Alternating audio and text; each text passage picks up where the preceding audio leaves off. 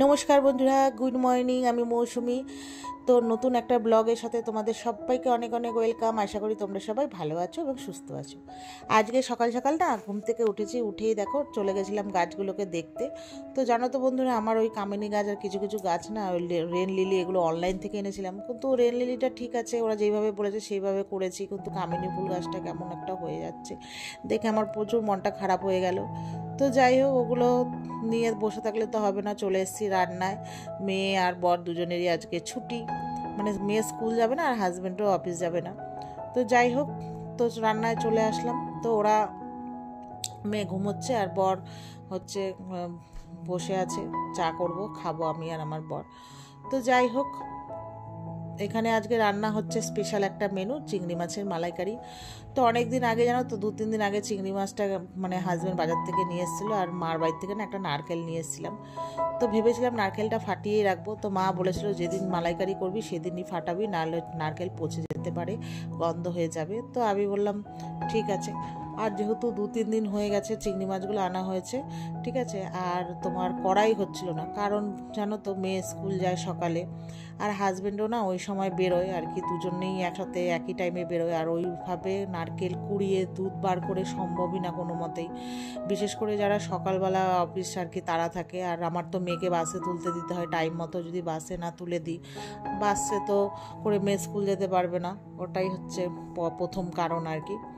তো যাই হোক, আজকে দুজনেরই ছুটি, সেই জন্য আজকে সেই আনন্দে রান্না করা হচ্ছে। তো আর বেশি দিন তো রেখে দেওয়া যাবে না, অনেক দিন মানে হয়ে গেলে আবার কেমন না কেমন হবে খেতে। তো যাই হোক, এই নিয়ে সেকেন্ড টাইম আর কি আমি চিংড়ি মাছের মালাইকারি করব। এর আগের বাজারে তো ব্লিঙ্কিট থেকে দুধ এনে করেছিলাম। আমার একটু মানে বাতিগ্রস্ত ব্যাপার আছে বলে আমি না একটু মানে কেমন যেন যদি ভালো না হয়, আমি ওই জন্য সেজন্য আর কি খাবো না বলে না, মানে কেমন যেন একটা বেশ হচ্ছিল। তো সেই কারণে আমি না খাইনি, মানে কেমন যেন একটু লাগছিল আমার, যে অনেক দিন ধরে মানে ওই সব প্যাকেটের ওগুলো তৈরি করা থাকে। তো যাই হোক, ওই সেদিন আর খাইনি। পরের দিন মেয়ে আর বর বকাবকিতে একটুখানি চিংড়ি মাছ নিয়ে খেয়েছিলাম, খারাপ লাগেনি, ভালোই লেগেছিল। তো যাই হোক, আজকে ওই জন্য নিজে হাতে বানিয়ে আর কি দুধ বার করে আজকে মালাইকারিটা রান্না করব। জানি না ভালো হবে কিনা, যেহেতু আমি তো এইসব রান্না আগে করিনি।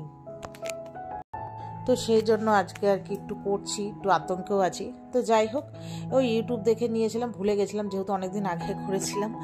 তো যাই হোক, ইউটিউব দেখে এই রান্নাটা করছি। প্রথমে মাছগুলোকে নুন হলুদ মাখিয়ে ভেজে নিচ্ছি আর কি। আর ওইদিকে তো মানে জলের মধ্যে হচ্ছে নারকেল কুড়িয়ে আর কি, দেখলেই মিক্সিতে পেস্ট করে নিয়েছি, করে আর কি ছাড়িয়ে পেস্ট করে নিয়ে জল দিয়ে ফুটতে দিয়েছি। আর এই পাশে মাছ ভাজা হয়ে গেছে, এবার তেলের মধ্যে গরম মশলা ফোড়ন দিয়েছি, এবার আদা রসুন পেঁয়াজ বেটে নিয়েছি, এবার দেবো। ঠিক আছে, একটু ভাজা ভাজা হলেই তারপরে হচ্ছে টমেটো কুচিয়ে রেখেছি। অনেকে দেখলাম টমেটো পেস্টও দেয়, কেউ দেখলাম কুচিয়ে দেয়, তো আমি একটু কুচিয়েই দেবো আর কি, সেই জন্য কুচিয়ে রেখেছি। আর এটা একটু মানে মোটামুটি কষানো হয়েছে, এরপরে মশলা দিয়েছি, নুন হলুদ মিষ্টি দেবো আর কি। আমি তো চিনি দিই না, বাতাসা খাই যেহেতু, বাতাসাই দিই, তোমরা যে যেরকম খাও সেরকম মিষ্টি দেবে। আর হচ্ছে জিরে গুঁড়ো ধনে গুঁড়ো দিয়েছি, আর একটু কাশ্মীরি লঙ্কা গুঁড়ো দিয়েছি যাতে কালারটা বেশ সুন্দর আসে। আর দেখলো তো, এই যে বাতাসা দিলাম, তারপরে হচ্ছে টমেটো কুচিটাও দিয়ে দিয়েছি। তারপর যাই হোক, কষিয়ে টষিয়ে যখন তেল ছেড়ে দিয়েছে, এবার মাছগুলো দিয়ে আর ওই নারকেলের দুধটা ছেঁকে দিয়ে দিয়েছি। তারপর লাস্টে একটু গরম মশলা আর ঘি দিয়ে নামিয়ে নেব। আর এবার হচ্ছে এই যে আমার রান্না কমপ্লিট, তাই তোমাদেরকে ফাইনাল লুকটা দেখালাম। আর এই যে টিফিন বক্সে এবার মার বাড়ির জন্য বাড়বো। মারা 4 জন, তো 4 পিস দিয়েছি, আর আমাদের জন্য 6 টুকরো রেখেছি। জানি না কেমন হয়েছে, তো খেয়ে সবাই পরে বলবে যে ঠিকঠাক হয়েছে নাকি, রান্না করতে পেরেছি নাকি আর কি। যেহেতু অনেক দিন পর করলাম আর এটা সেকেন্ড টাইম, যদি আগে অনেকবার করতাম তাহলে অতটা টেনশন থাকতো না। আর আজকে তো তোমাদেরকে বললাম যে আবার বরের ছুটি, তাই সকালবেলা আজকে রান্না হয়েছিল ফেনা ভাত, তার সাথে হচ্ছে আলু মাখা। আর ওদের একটু ওরা ঘি নিয়েছিল, আর আমি না ঘি খাই না, ওই জন্য আমি নিইনি। তো খাওয়া দাওয়া করার পর জানো তো, আমরা বসে বসে, যেহেতু আমরা আজকে একটু বেরোবো, কিছু পুজোর কেনাকাটি আছে, যেহেতু মেয়ের সামনেই এক্সাম, তো তখন আর যেতে পারবো না, এই জন্য আগে থাকতে কিনে রাখি। প্রত্যেক বছর একই জিনিস করি। তখন হাজব্যান্ডকে বললাম যে দুপুরে যদি খেতে বসি, আর এই খাবার এখন খাচ্ছে হজম হবে না, দুপুরে খেতে বসলে আমরা যেতেই পারবো না। তো চলো এখনই খেয়ে দিয়ে স্নান টান করে বেরিয়ে যাই, তো রাস্তায় গিয়ে আমরা কিছু না কিছু খেয়ে নেব। বললো ঠিক আছে। তো যেই বলা সেই কাজ, আর যেই আমরা বেরোবো দেখছি তখন থেকে জানো তো বৃষ্টি পড়ছে, কি বাজে লাগে, মানে ঝিরিঝিরি পড়ছে কমছে। যাই হোক, তারপর যখন বাসে করে চলে এসেছি আমরা সিটি সেন্টার 2-তে, তখন নামবো, তখন ভালো বৃষ্টি হচ্ছে। আর চীনা পার্কের ওই জায়গাটা দেখছি কি জানো তো জল জমে গেছে কিছু কিছু জায়গায়।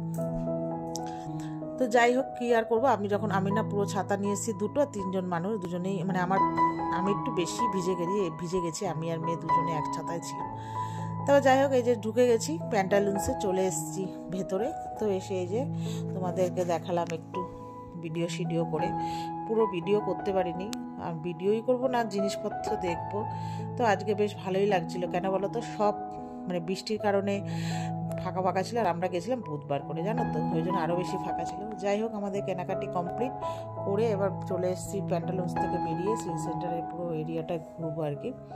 তো এই যে দেখো ঘুরছি, আর এখানে তো বৃষ্টিতে সারা কাদা কাদা টাইপের মানে প্যাচ প্যাচ করছে।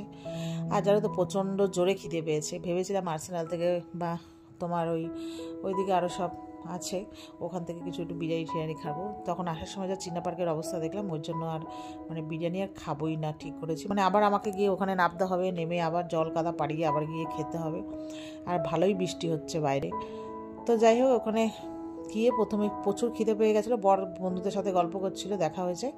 আর আমি আর মেয়ে গিয়ে ওখানে বসে চিজ মোমো নিয়েছি একটা, চিকেন তো খেলাম। খাওয়ার পরে নিয়েছি দেখো এই যে পাও নিয়েছিলাম একটা, বিশ্বাস করো বন্ধুরা কি বাজে খেতে, জীবনে এরকম ফার্স্ট টাইম ট্রাই করার পরও, মানে ফার্স্ট টাইম ট্রাই করেছি, এত বাজে অভিজ্ঞতা, মানে ধারণা করার বাইরে।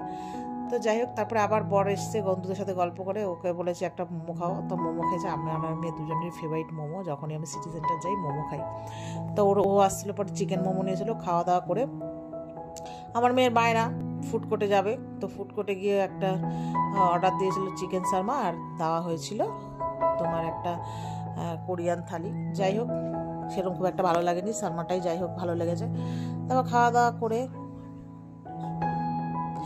দাওয়া করে চলে এসেছি বাড়ি, মানে বাড়ি বলতে মার বাড়ি হয়ে। তারপরে বাবুর জন্য একটা গেঞ্জি এনেছিলাম, তো ওটা দিয়ে তারপরে বাড়ি চলে এসেছি। আসার পরে ওই যে মেয়ের আর বরের, আমি কিছু কিনিনি, আর একটা আসার সময় বেলেবেটা সেন কিনেছিলাম, আর ওই যে প্যান্টালুন্স থেকে কিনেছিলাম বুঝলে, ওই একটা লিপস্টিক। তো যাই হোক, লিপস্টিকের সেটটা যতটা না ওখানে ভালো লাগছিলো, বাড়িতে এসে মেয়ে পড়েছে খুব একটা ভালো লাগছিল না। আর এই যে বেলাবেটা সেন্টগুলো অনলাইন থেকে অনেকদিন ধরে ভাবছিলাম কিনবো। তো যাই হোক, ওখানে যেহেতু স্টোর দেখলাম, তো ওখান থেকেই নিয়েছি।